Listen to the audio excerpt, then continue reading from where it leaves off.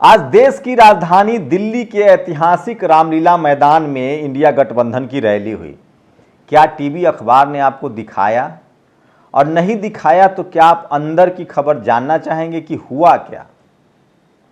राहुल गांधी ने एक बड़ी भविष्यवाणी कर दी है। 400 पार के नारा को पूरी तरह से खारिज कर दिया और कहा है कि बीजेपी 180 का आंकड़ा नहीं पार कर पाएगी। मैं फिर कह रहा हूं, विपक्षी दल जहां बीजेपी से डरे हुए हैं वहीं बीजेपी जनता से डरी हुई है। तो क्या बीजेपी 180 का आंकड़ा नहीं पार कर पाएगी? यह सबसे बड़ा सवाल है और राहुल गांधी ने इसके पीछे लॉजिक भी दिया है। नमस्कार, मैं शंभू कुमार सिंह और आप देख रहे हैं नेशनल दस्तक। राहुल गांधी ने कहा बीजेपी 180 पार नहीं कर पाएगी।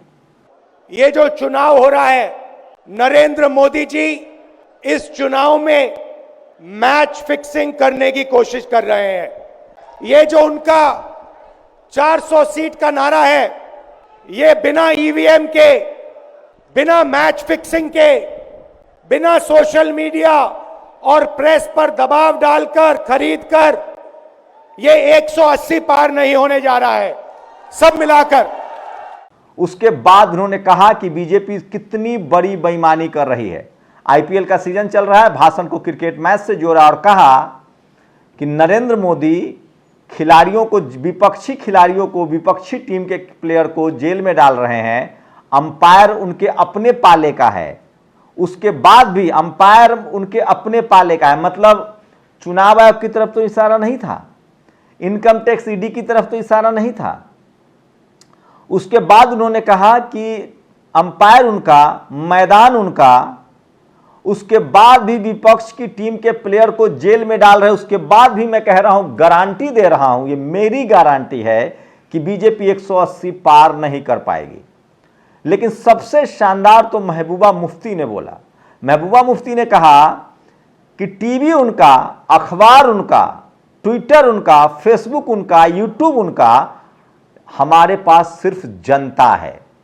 हमारे इंडिया अलायंस के पास टीवी नहीं है, अखबार नहीं है, फेसबुक नहीं है, यूट्यूब नहीं है, इनके पास सब कुछ है, गोदी मोदी सारा मीडिया। इसलिए मेरी आपसे गुजारिश है, हमारा मीडिया, हमारा अखबार, हमारा फेसबुक आप लोग हो, आप लोगों को जाके लोगों को समझाना पड़ेगा कि केजरीवाल जी हो, हेमंत सोरेन जी हो या कोई और हो, वो जेल में इसलिए है, वो संविधान को बचाना चाहते हैं, आपके वोट को बचाना चाहते हैं। सोचिए, तेजस्वी यादव ने तो कविताओं के जरिए जमकर हमला किया। सोशल मीडिया पर सबसे ज्यादा वायरल है, लोग मजे ले रहे हैं। तुम तो धोखेबाज हो, वादा करके भूल जाते हो। रोज रोज मोदी जी तुम ऐसा करोगे, जनता जो रूठ गई तो हाथ मलोगे। तो आज पूरा इंडिया गठबंधन फ्लो में था। अखिलेश यादव ने कहा कि अगर 400 पार के नारे में इतना ही दम है, सुन लीजिएगा, सारी वीडियो सुनाऊंगा जो मैं कह रहा हूं। 400 पार के नारे में इतना ही दम है साहब, तो अरविंद केजरीवाल को जेल में डालने की क्या जरूरत थी?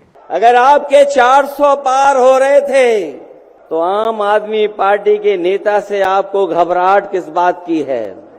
भारत की अगर सबसे ज्यादा थू थू किसी ने कराई है तो वो भारतीय जनता पार्टी के लोग हैं। लेकिन इनके 10 साल का कार्यकाल आप देखोगे तो ये ब्रह्मांड की सबसे झूठी पार्टी है। ईडी सीबीआई से डरा करके इन्होंने सबसे ज्यादा चंदा वसूलने का काम अगर किसी ने किया है तो भारतीय जनता पार्टी के लोगों ने किया है। तो सोचिए किस तरह से विपक्षी दलों की देश की राजधानी दिल्ली में रैली होती है, लेकिन टीवी अखबार नहीं दिखाता है। मैं बार बार आपको कह रहा हूं, ये सब कुछ ठीक वैसे ही हो रहा है जैसे जब कांग्रेस इस देश में 60 साल तक राज कर रही थी तो टीवी अखबार कांग्रेस के साथ थी और तमाम बहुजन नेताओं को टीवी अखबार कभी नहीं दिखाती थी। सपा, बसपा, आरजेडी, जेडीयू, जेएमएम, इन दलों को कभी नहीं दिखाया, जेएमएम, डीएमके को कभी नहीं दिखाया। हां, तब टीवी अखबार जाति देखकर बदनाम करती थी नेताओं को, हेमंत सोरेन, शिबू सोरेन, मायावती जी, मान्यवर कांशीराम साहब। ये सब कुछ हुआ है इस देश में, वो सारा कुछ हुआ है जो आज बीजेपी कर रही है। इनकम टैक्स, ईडी, सीबीआई के सारे जो ये जो तिकरमबाजी है, ये सब तमाम बहुजन नेताओं के खिलाफ हुआ और आपने बहुजन नेताओं को ही भ्रष्ट और बेईमान मान लिया। और ठीक यही सब कुछ पिछले 10 साल से बीजेपी कर रही है। लेकिन बीजेपी और कांग्रेस में बस एक बारीक अंतर है। कांग्रेस की 60 साल की सरकार जहां सब कुछ जाति देखकर कर रही थी, बीजेपी पार्टी देखकर कर रही है और जाति भी देख रही है। हेमंत सोरेन भी जेल में है तो सत्येंद्र जैन भी जेल में है। लेकिन सवाल है कि क्या ये सब करके बीजेपी अमर हो जाएगी? क्या वो तिवारा चुनाव जीत जाएगी? बहुत कम संभावना है। जब आप जनता के बीच जाएंगे, पब्लिक का मूड देखेंगे तो लगेगा कि खेल उल्टा चल रहा है। ये तस्वीरें देखिए, जो ये ड्रोन की तस्वीरें हैं और रामलीला मैदान में किस तरह से जन सैलाब उमड़ा था। तो बिहार हो, यूपी हो, छत्तीसगढ़ हो, राजस्थान हो, मध्य प्रदेश हो, जिस तरह की सोशल मीडिया पर तस्वीरें आ रही हैं विपक्षी दलों के नेताओं के, चाहे वो नामांकन हो, बिहार में मैंने देखा एक आरजेडी के नामांकन में कितना बड़ा जन सैलाब था। कोटा में जहां से लोकसभा के स्पीकर के खिलाफ कांग्रेस के नेता का बड़ा, तो पब्लिक जो है वो बहुत खिलाफ है। वही पब्लिक परसेप्शन भी बन रहा है।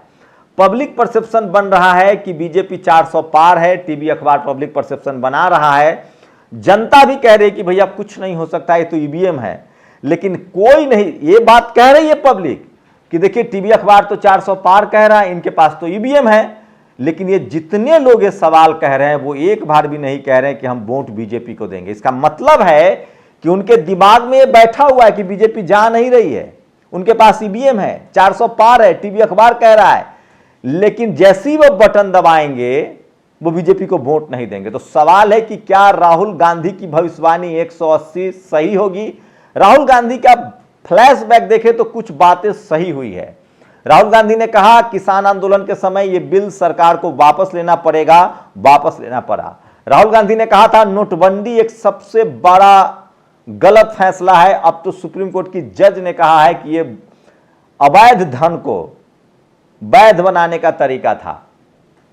लॉकडाउन में जिस तरह से हुआ, इलेक्टोरल बॉन्ड जिस तरह से फर्जीवाड़ा साबित हुआ है, तो ये तमाम बातें हैं। कोरोना को लेकर जिस तरह से राहुल गांधी ने कहा था कि कोई तैयारी नहीं है, बड़ी मौत हो सकती है, तो राहुल गांधी की भविष्यवाणी पर लोगों का भरोसा तो बढ़ रहा है। यही था आज की इंडिया रैली की बड़ी बैठक, जिसमें तेजस्वी यादव ने अपने पिता के ठेठ अंदाज में जिस तरह से नरेंद्र मोदी पर हमला बोला और उसके बाद जिस तरह से अखिलेश यादव ने कहा, तो विपक्षी दल को अरविंद केजरीवाल और हेमंत सोरेन की गिरफ्तारी ने एकजुट जरूर कर दिया है। और राहुल गांधी ने कहा है 180 से ज्यादा आंकड़ा मोदी का नहीं जाएगा। क्या आप लोग टीवी अखबार के साथ हैं कि आंकड़ा 400 के पार जाएगा, या फिर आप राहुल गांधी की भविष्यवाणी पर आपको भरोसा है? क्योंकि आपकी प्रतिक्रिया बहुत जरूरी है। आप अपनी राय जरूर दीजिए। शुक्रिया। नेशनल दस्तक की आपसे गुजारिश है कि अगर इसको बचाना चाहते हैं तो नेशनल दस्तक को सब्सक्राइब करने के लिए रेड कलर के सब्सक्राइब बटन को दबाएं, फिर बेल आइकन की घंटी दबाएं। नेशनल दस्तक को बचाने के लिए बहुत जरूरी है कि हर खबर को शेयर करें, लाइक करें, कमेंट जरूर करें।